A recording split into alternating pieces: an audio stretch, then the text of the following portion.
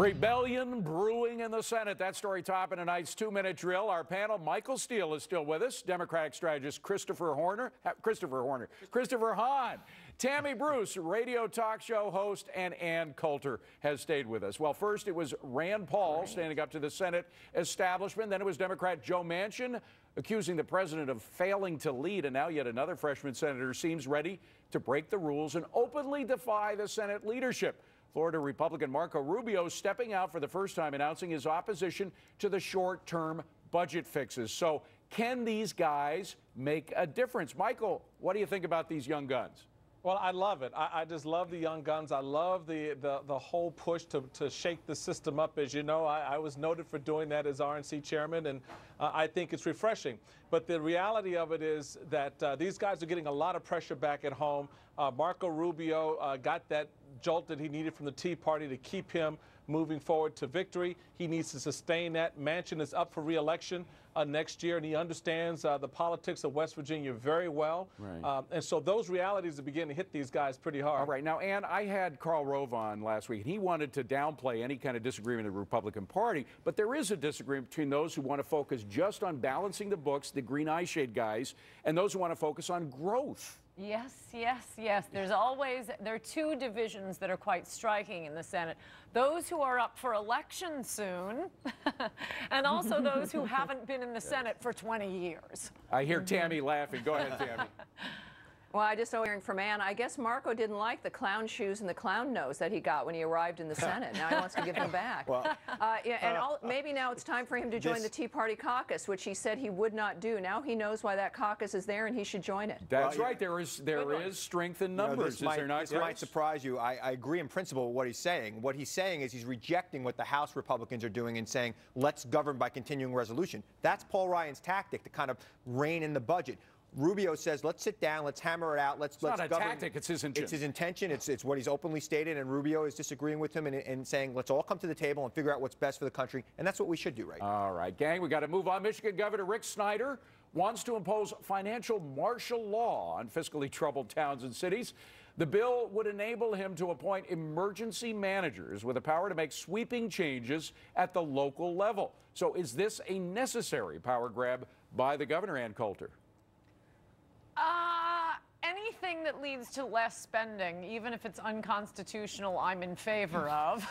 No, even if it's unconstitutional, you're a constitutionalist. But I think it would be enough just to say, look, if you can't pay your bills, good luck to you. You know, a lot of these constitutionalists change tunes as soon as Republicans have the power and can rein things in. Christopher, I know, I got to hit you a little bit. Sorry, I'm laughing. Lay back. But I think it's a little bit over the top. I think it's, again, undemocratic, unrepublic. I think we really need to focus on the problems and not try to figure out a way to push out our political opponents. Tammy, what do you think? The governor's trying to do. Well, obviously, these are people who are elected to do a job mostly dealing with budget, and they don't want to make the hard decisions. I mean, liberals love dictators. Why don't we just bring Gaddafi over here and he can wipe away some towns? Hey, we don't love dictators. And that'll save some of the budget crisis. Why don't we just hire people to do it? Well, you'll get Clint Eastwood over and do a few things. But this is a typical liberal thing, and it's nuts. Of course, it shouldn't happen. Well, Michael Steele, people who are elected should take the heat for the things that they need to do and get the benefit for the things that they do well. Michael, it was 2005 when Mitch Daniels became governor, and he did with one pen stroke what a lot of governors are having to go through assemblies, state assemblies to do. Now, of course, it's because initially in Indiana, it was done by executive order, so you could change it by executive order. But what's easier for the state if it's done through an assembly or if it's done by executive order? Well, serving as lieutenant governor, we inherited a $2 billion deficit, as a lot of governors, Republican and Democrat, have done recently. And so you've got to work with the state legislature. I agree. I think this is a little over the top.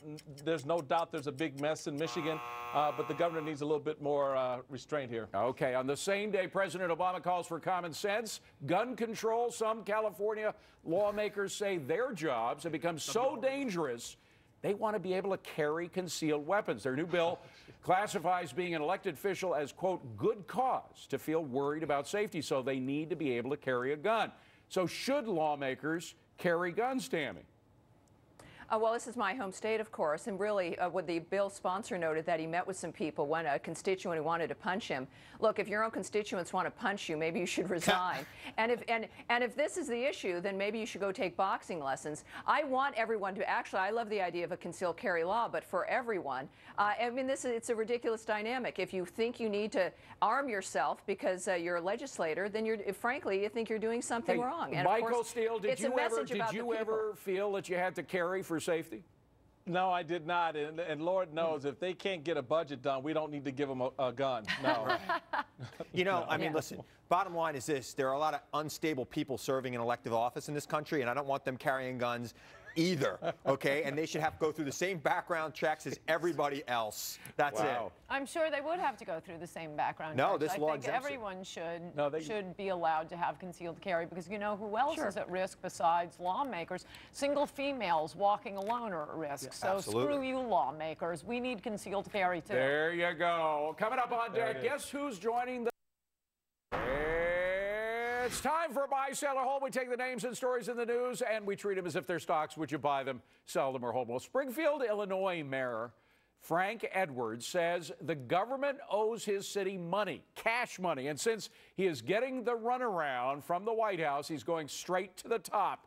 The mayor is asking President Obama for $55,000, money the city says it is owed for expenses when then-candidate Obama announced Joe Biden as his running mate in Springfield in August 2008. The mayor's request, Christopher Hahn, is that a buy, sell, or hold? Again, I used to be Chief Deputy County Executive of Nassau County, and I think that local governments have it tough as it is. So if the federal government's coming in to do anything, they should make them whole. What do you think, Ann Coulter? Does the president owe him money? He may well, but I thought we were saying whether or not the government is likely to pay, and since Illinois is a solid blue state, I think Obama will say screw him. Tammy, the mayor's request, is it a buy, sell, or hold? I say it's a buy, especially if we can get the Obamas to vacation there. Then that'll at least bring in $500,000 bucks. All right, Michael, what do you think? I say sell. No good comes from anything the federal government's involved in. All right. By the way, Michael's the only one with a card. We left the cards in the other studio. We're in a new studio. We'll get our act together tomorrow. And I say it's a buy as well. Scoreboard says the mayor is a buy. Okay, can you say sell out?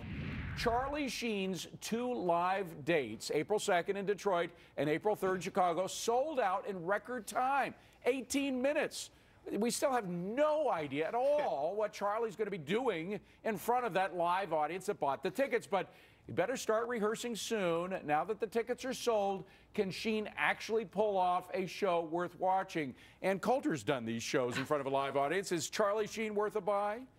I think so. He's very funny. Would you buy a ticket? No, but I wouldn't buy tickets to a lot of things that get sold out. The only way I'm buying a ticket to see Charlie Sheen on stage is if Chuck Lorre wrote the script. Oh, okay. So beyond that, I'm not buying. Tammy, would you buy a Charlie Sheen ticket? You know, I would, even though I think he does a very different show than Ann Coulter would. And, you know, look, people love watching examples of how money does not buy you happiness or sanity. That's true. That's true. Michael Steele, buy, sell, or hold? This is a buy, baby. Get your popcorn and settle in. Yeah, I think it's a buy, too. When Scoreboard says it's a ka-ching, it's a buy. All right, you're never too old to try something new, so says Larry King, the former talk show host, is trying a career in comedy. His comedy tour kicks off next month, and he is in talks to be a contributor to Jon Stewart's Daily Show on Comedy Central as well. So Larry King, the comedian, Tammy, is that a buy, sell, or hold? I think that's a sell. Unless he hooked up with Charlie Sheen, then it could be the Going, Going, Gone tour. Ooh, I like that. Michael, buy, nice. sell, or hold? Was that me? Yeah. Yeah, no, I think I want to hold on this one. There's just so much good stuff that's going to come from it. Let's see where this goes. Let it ferment for a little while. Let it ferment. Well, happens. Larry's been fermenting for a while. Pretty much I'm a sell here. I'm pretty sure that those Wisconsin senators were hiding out at the Larry King show where he was doing these live comedy acts. So okay. I'm going to sell. All right. What do you say, Ann? Buy, sell, or hold on Larry? I say buy because you will notice this always with really old guys who marry really young women. They work work until they die. That's so true. if this doesn't work, his wife will find something for him to And do. he's done that. He's done that routine about 3 or 4 times. Come on, you're out of the house, Larry. All right, thank you, gang. No sitting down. Nuclear power in the United States, is that a buy, sell, or hold? We are tallying up your votes right now. There is still time to vote, even overnight, if you haven't yet.